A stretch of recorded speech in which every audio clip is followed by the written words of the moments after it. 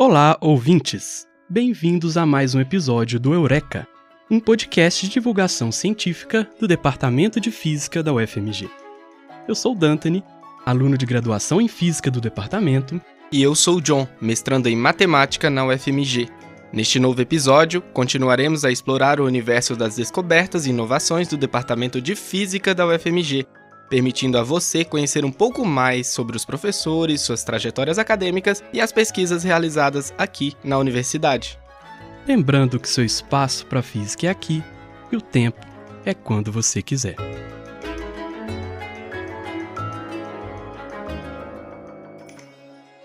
O nosso convidado de hoje possui graduação e doutorado em física pelo UFMG. Realizou o pós-doc na Universidade da Califórnia, em Berkeley, nos Estados Unidos. Atualmente é professor adjunto do Departamento de Física da UFMG e tem experiência em física de matéria condensada, teoria do funcional da densidade, biofísica, nanotubos, fullerenos, transporte elétrico e dinâmica molecular. Professor Mário Sérgio de Carvalho Mazzoni. É um prazer tê-lo conosco no Eureka. Bom dia, o prazer é meu e agradeço o convite para participar. Bom, primeiramente, professor, a gente gostaria de saber como que era o Mário quando criança. Quais que eram seus hobbies, suas brincadeiras, se era uma criança mais agitada, uma criança mais quieta, como que era? Era uma criança mais quieta, eu acho. Mais retraída, né? Mais introspectiva. E o hobby era futebol. Na época, o nosso hobby era ir pra rua jogar futebol. Você é de BH? Sou de BH. E de que região? Nasci na região leste, ali na região do bairro Sagrada Família, mas cresci em frente ao Trevo de Sabará, num bairro que já pertence a Sabará, que chama Ana Lúcia. E aí era possível brincar na rua, jogar bola? Ah, sim. Quando nós mudamos ali para essa região de Sabará, a rua era de terra, não era bem sossegado, e era o costume chegar do colégio e ir para a rua, né, jogar bola. As pessoas na época ficavam na rua, né? Os vizinhos punham as cadeiras nas calçadas, era uma vida bem diferente. Você acha que você sempre teve inclinação para ciência, alguma coisa assim? Não, acho que não. Acho que foi mais um efeito do que eu vi na escola e na divulgação científica, principalmente. Né? Principalmente a partir do 2º grau, acho. Poderia compartilhar como que você começou sua caminhada na física, professor? O que deu início à sua trajetória na ciência? Eu acho que quando eu entrei no 2º grau, havia muito uma ideia de que a física era muito difícil, eles colocavam muito terror no estudo de física, né? Que era a disciplina que ia dar pau em todo mundo e tal. Então, em parte, isso me fez estudar mais um pouco e acabar gostando mais da disciplina. Ao mesmo tempo, né, havia muitas revistas boas, ou algumas boas, de divulgação em bancas de revista, né? Não havia redes sociais, internet, mas essas revistas eram bem difundidas na época.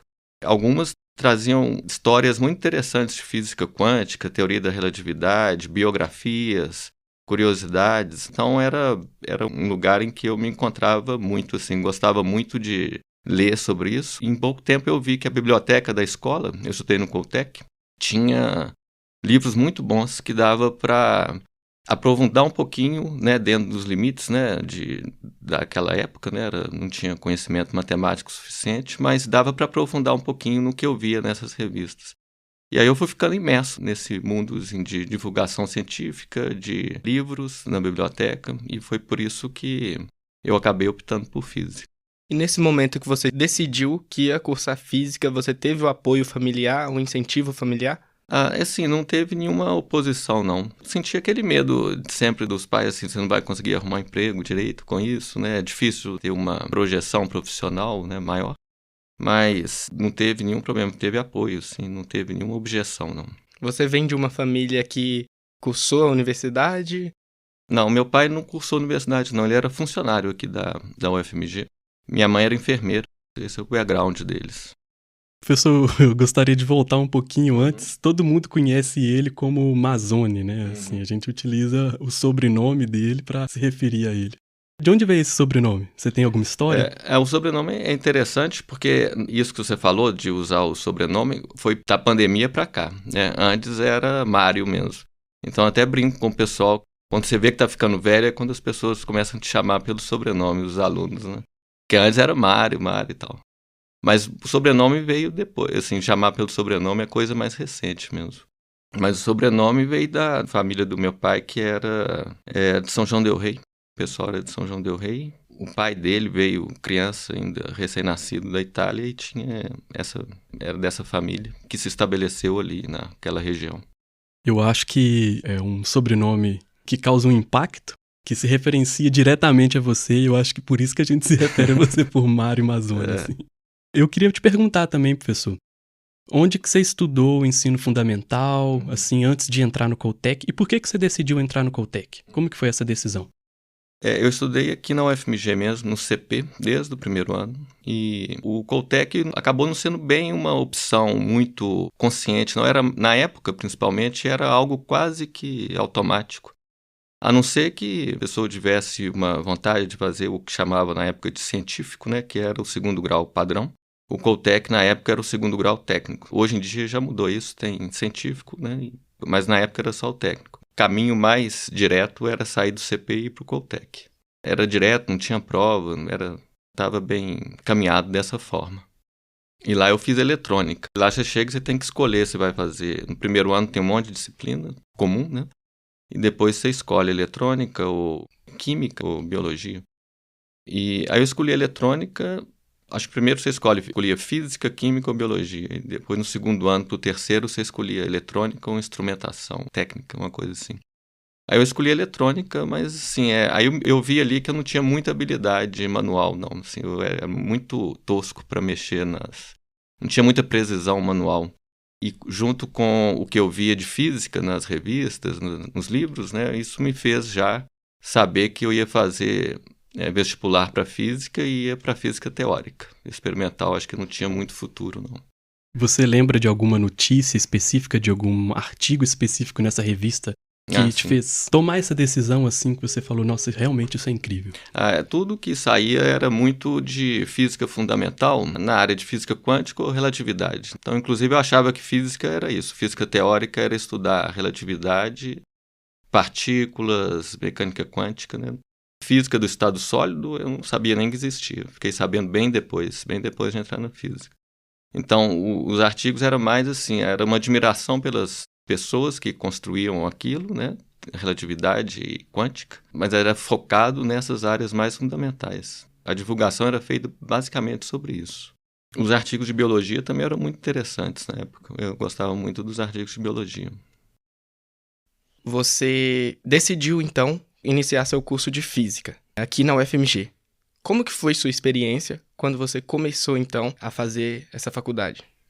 A primeira impressão que eu tive, né, eu lembro que foi bem marcante, foi quando eu peguei a lista de disciplinas logo no primeiro dia de matrícula, né?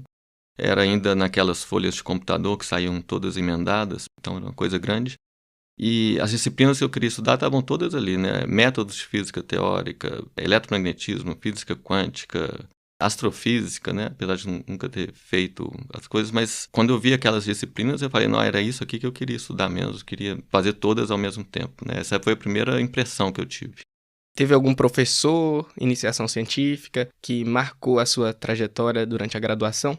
2 professores marcaram. Quando eu entrei na física, logo no segundo período, eu tive aula com a Maria Carolina Nemes. Quando ela estava chegando no departamento, ela entrou como professora titular aos 38 anos. Quando ela entrou, ela foi dar aula para gente de fundamentos de mecânica, na época chamava Física Geral 1.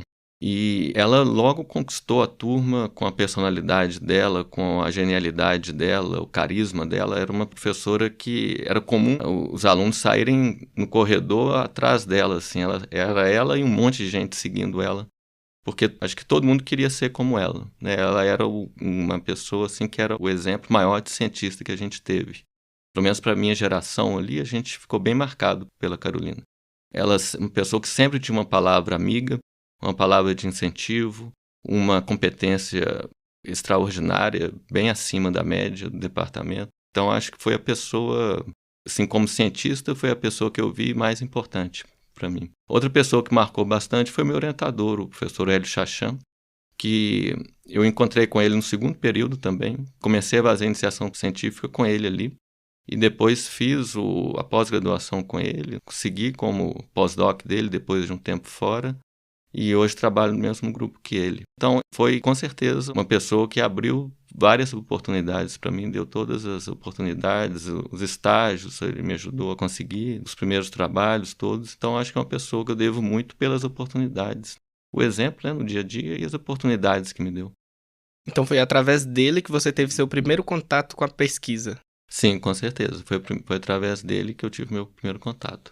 Na época, o departamento girava muito em torno de semicondutores. Tinha aquela máquina, o MBE, que crescia amostras e tal. Na época, aquilo era o máximo, assim, física experimental de semicondutores. Muitas amostras saíam dali. E o Chacham tinha um trabalho de colaboração com eles, fazendo modelos para entender as medidas elétricas ali, as propriedades dos semicondutores crescidos.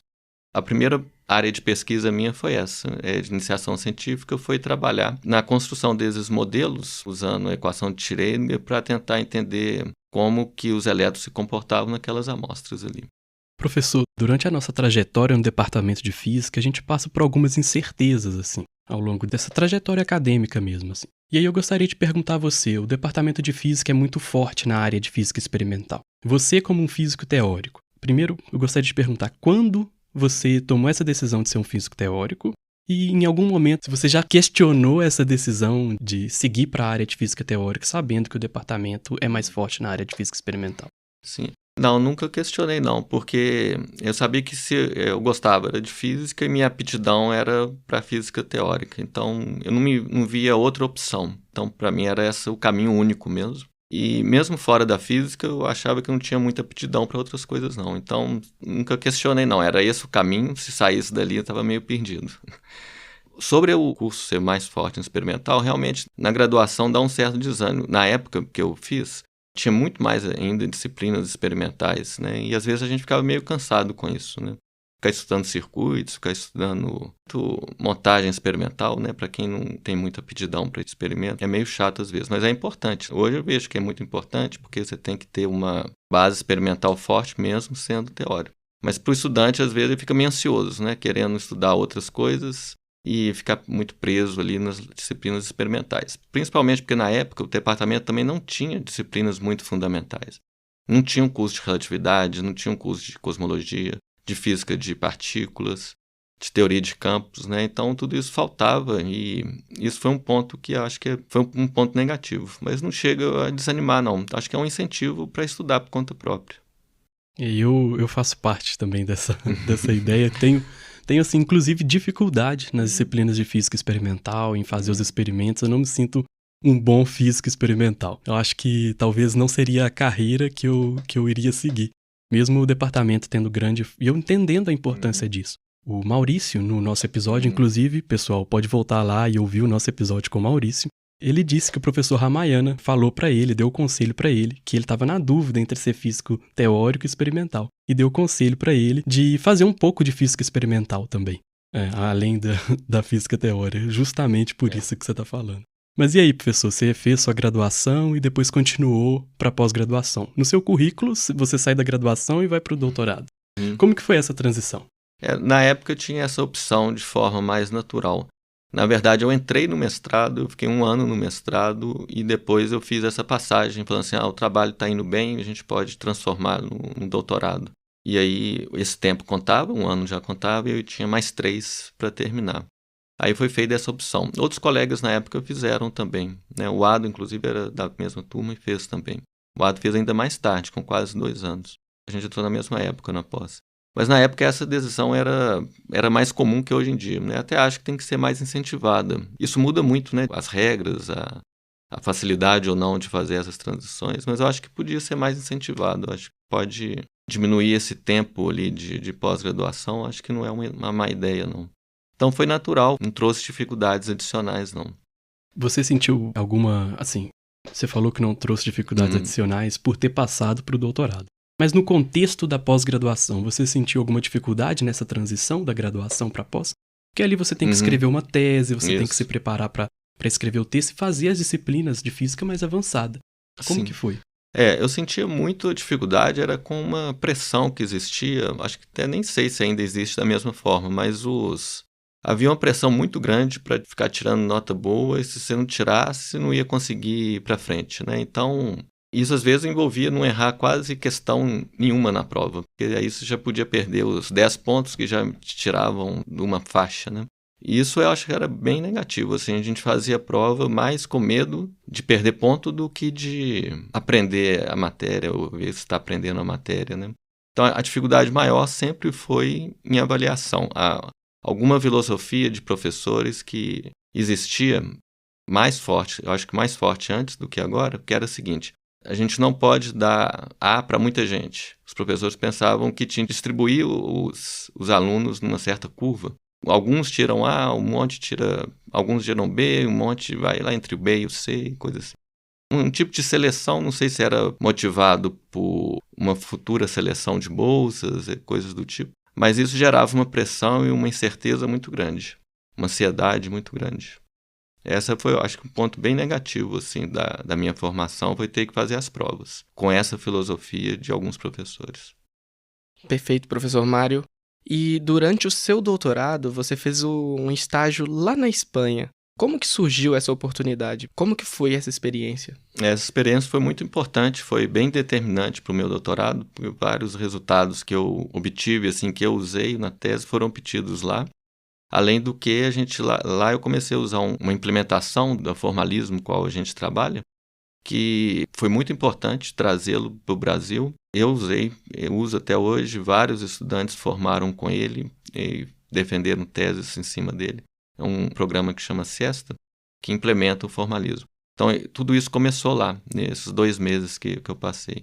A oportunidade surgiu quando o Chachan, que era o meu orientador, foi a um congresso internacional, encontrou um colega dele do pós-doc, que ele fez também em Berkeley, que chama Emílio Artacho, e esse Emílio falou dessa implementação que eles estavam começando a usar e tal. E o Chachan falou comigo da possibilidade de ir para lá, aprender essa metodologia e trabalhar com isso. E eu achei uma ótima ideia, né? Gostei muito. O estágio curto, 2 meses, na verdade, às vezes é bem eficiente, né? Eu até defendo muito isso de ter esses estágios curtos, porque quando você vai para morar 1 ano, 2 anos, você tem que adaptar, é uma mudança. 2 meses, não, 2 meses você aguenta qualquer coisa fácil, não tem muita dificuldade, não. E você fica imerso ali no trabalho que você tem que fazer, na experiência, né? Essa foi a minha primeira experiência fora, também nunca tinha saído do país. E eu gostei muito, assim, tanto do ponto de vista pessoal, como no trabalho, o que eu vi lá, e os frutos que eu colhi daquilo, né, de ter uma tese encaminhada a partir do que foi feito lá, e ter um trabalho bem encaminhado também para a sequência da vida profissional. Então, aqueles 2 meses foram fundamentais. Eu acho que isso é uma coisa que tem que ser muito incentivada, né, passar estágios menos curtos, né? Curtos é bom, que envolve menos dinheiro, mais fácil de ir, e pode abrir horizontes para os estudantes. É uma experiência bem positiva. Perfeito, professor. Você teve essa experiência no exterior durante o doutorado e depois seguiu para o pós-doc e fez seu pós-doc em Berkeley, nos Estados Unidos, né? Dessa vez para morar, né? Não era uma passagem curta, então isso deve ter gerado algum tempo de adaptação. Como que foi isso para você, assim, de fato agora tá residindo em outro país? Foi uma mudança bem drástica, né? Assim, é bem diferente, realmente. Eu fiquei 2 anos e meio fora. Aí passei por todas as dificuldades de adaptação, né? De realmente estar num local que, a princípio, estava ali para trabalhar por conta própria, né? Num grupo novo, mais desafiador, né? E aí a gente vê várias coisas, né? Que até acompanham a gente na vida profissional e a gente começa a lidar com elas, né? Então, existe algo na psicologia que é muito presente na nossa vida profissional de físico, que é a síndrome do impostor, né? A gente começa a achar que não é bom o suficiente para aquilo, que a gente está no local, devia ter pessoas melhores do que a gente não é bom o suficiente, etc.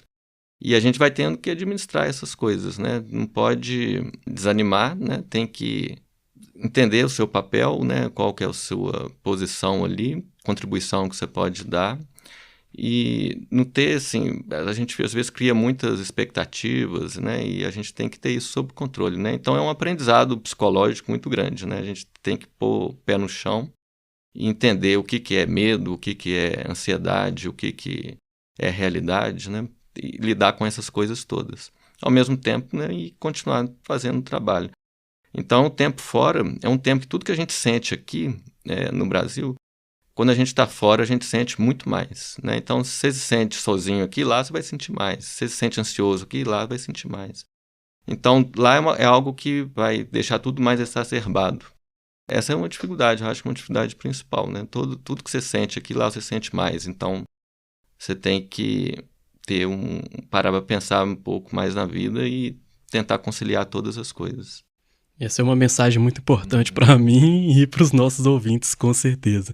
Eu me sinto assim em alguns momentos ao longo da graduação, tanto pelas incertezas quanto por questões pessoais mesmo. O professor Edmar, no episódio passado, falou que ao mesmo tempo que você estava nos Estados Unidos, ele estava também, e que vocês às vezes saíam juntos. Uhum. Você poderia falar como que foi essa experiência social lá nos Estados Unidos, lá na Califórnia? Não era às vezes não, era toda sexta-feira. E às vezes em outros dias também. Isso ajudou bastante, né? O Edmar estava lá, né? Porque era o Edmar e a Silvia estavam lá.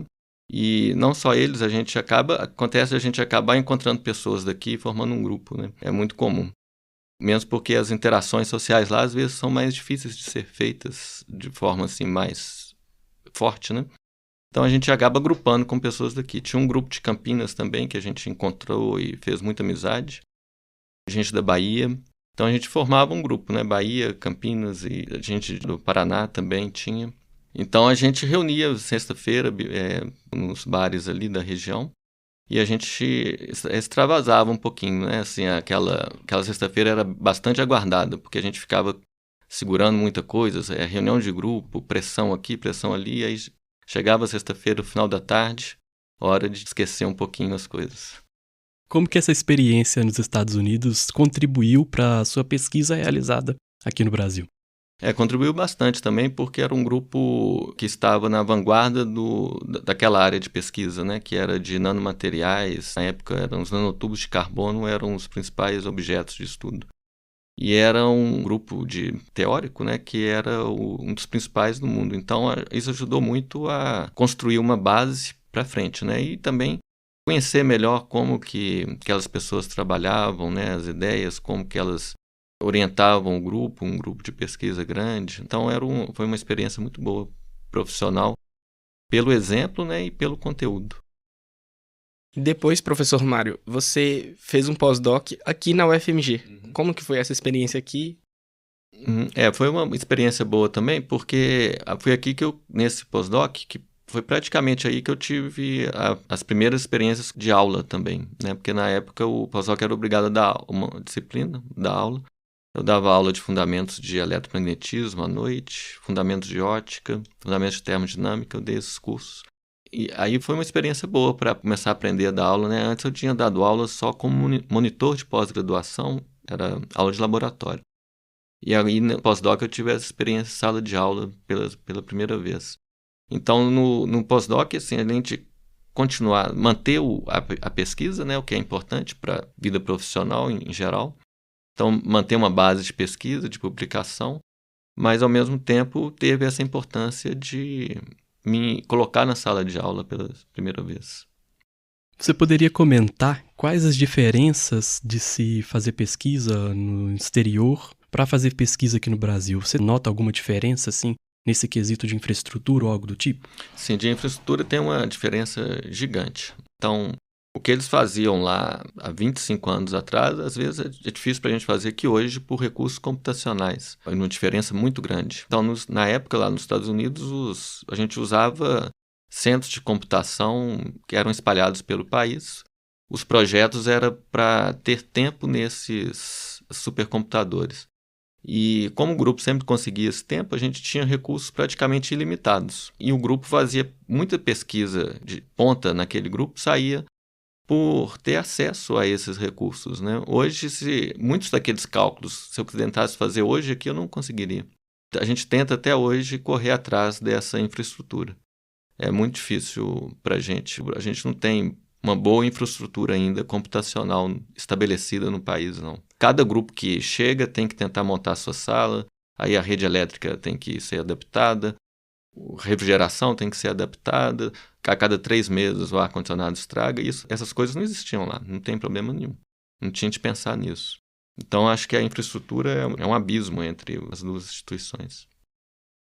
você teve uma experiência de dar aula durante o seu pós-doc. E agora, vamos entrar quando você ingressou como professor na UFMG. Houve alguma dificuldade em começar a dar aulas oficialmente? Sempre gostei muito de dar aula, né? Mas a dificuldade era mais de personalidade, né? Não era uma pessoa acostumada a encarar um público, né? A subir ali no tablado e começar a falar ou falar muito. Era muito envergonhado para fazer essas coisas, né? Então, as primeiras aulas ou os primeiros anos deviam ter sido bem, bem ruins mesmo, né? Porque eu não conseguia nem olhar para trás, né? Virava para o quadro, escrevia 2 horas e a aula era assim. Muita dificuldade com essa parte mais social, né? Isso é uma questão mais de personalidade. A gente vai treinando, né? Tem que ir treinando. Se gosta daquilo, a gente vai se criticando. Às vezes o aluno acha que a aula não está boa, mas pode ter certeza que o professor se critica mais ainda, se ele é preocupado com isso, se ele gosta, né?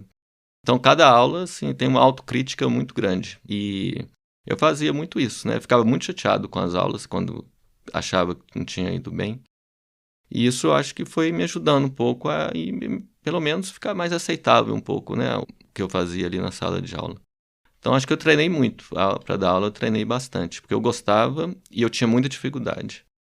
E você já teve algum contato com alguma disciplina da educação, algo do tipo? Não, eu nunca fiz nenhum curso de disciplina da licenciatura, né? Mas já é engraçado que eu já dei aula disso. Semestre passado, por exemplo, eu dava aula de recursos didáticos, né? Eu dei aula de recursos didáticos. Eu gostei da experiência, mas senti falta justamente disso. Eu não sabia falar para os alunos nada além da minha experiência pessoal, porque eu realmente não tenho um preparo baseado em licenciatura, não. É porque você levantou um ponto importantíssimo aí da licenciatura, algo que é discutido muito em sala de aula para os formandos em cursos de licenciatura, é essa autoavaliação. Além da avaliação dos alunos, ele tem que sair depois de cada aula e se autoavaliar. Avaliar o que foi feito em sala de aula. Então, esse ponto é um ponto importante, por isso veio a pergunta sobre ter um contato com alguma disciplina da educação. E o professor Mário é, assim como outros do departamento, um dos grandes professores de lá. Então, eu acho que você teve muito a oferecer para os alunos nessa disciplina. E os alunos, assim, têm muita sorte mesmo de poder fazer uma disciplina com você que tem essa visão. Essa visão de querer melhorar e querer passar o conteúdo da melhor forma possível. Para nós, isso é uma inspiração, motiva a gente a continuar. Obrigado, mas eu acho que é bom os alunos sempre falarem também o que dá errado na aula, né? Porque a autoavaliação é o que a gente percebe ali, nem sempre também é completa. Então é muito importante ter o retorno dos alunos sobre o que não está bom, né? Esse retorno às vezes é muito difícil, né? O aluno fica meio intimidado, né? De falar com o professor, tá ruim isso, tá ruim aquilo, né? Mas é muito importante falar. Ficou aí a mensagem, pessoal. E além dessa, qual outra mensagem você teria para um estudante que está querendo ingressar na carreira científica? O que eu diria de mais importante é que o que é fundamental é realmente gostar daquilo, né? Ter um projeto de vida baseado naquilo, gostar realmente de encarar os desafios, né? Porque as dificuldades vão aparecendo, né? E se a gente gosta daquilo, a gente consegue superar a maioria dos problemas. Então, acho que não perder o gosto, né, pelo que te fez escolher a física, eu acho que é a coisa mais importante. Bom, professor, chegamos no fim. Muito obrigado por participar desse episódio. Foi um prazer compartilhar um pouco da sua história aqui no Eureka. Espero que você tenha gostado da experiência. Obrigado, eu agradeço. Foi muito bom. E a todos os nossos ouvintes, esperamos que tenham gostado do episódio de hoje. Fiquem ligados na próxima semana no Eureka, onde continuaremos a explorar mais um pouco sobre a pesquisa realizada pelo professor Mário Sérgio de Carvalho Mazzoni. Este podcast é um projeto de extensão do Departamento de Física, orientado pelo professor e pós-doutor Bruce Veiga e pela bibliotecária-chefe Gislene Rodrigues.